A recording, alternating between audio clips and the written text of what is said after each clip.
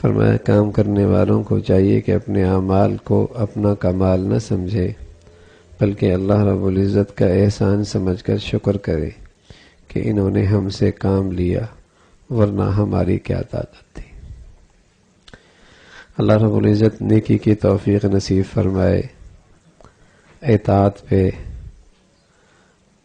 استقامت ملے، تو اس میں اپنا کمال نہ سمجھے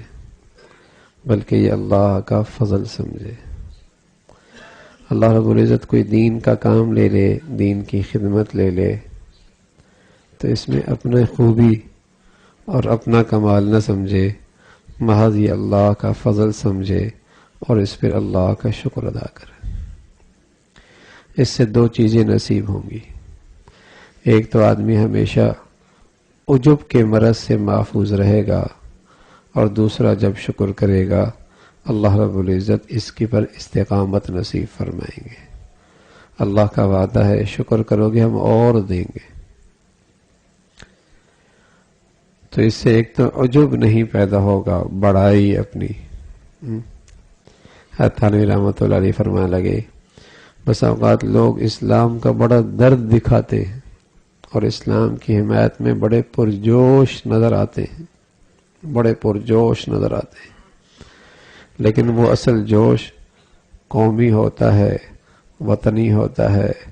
یا پھر حب جاہ کے لیے ہوتا ہے، یا پھر حب جاہ کے لیے ہوتا ہے۔ اگر وہ اللہ کی رضا کے لیے ہو تو پھر تو وہ شریعت کے مطابق ہوگا، پھر تو اللہ کے حکموں کا خیال رکھے گا، پھر تو اللہ کی رضا کے مطابق کام کرے گا، پھر تو اللہ کی چاہت کو سامنے رکھ کے کام کرے گا۔ تو اسلام کی حمایت کی بات ہے، اسلام کی خدمت کی بات ہے، لیکن چونکہ مقصود حب جاہ ہے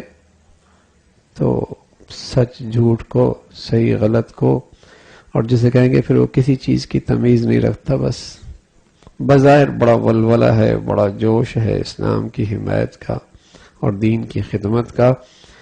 لیکن چونکہ مقصود حب جاہ ہے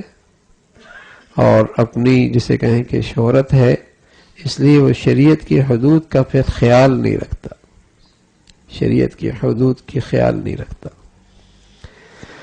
تو فرمایا کہ اللہ کو راضی کرنا ہے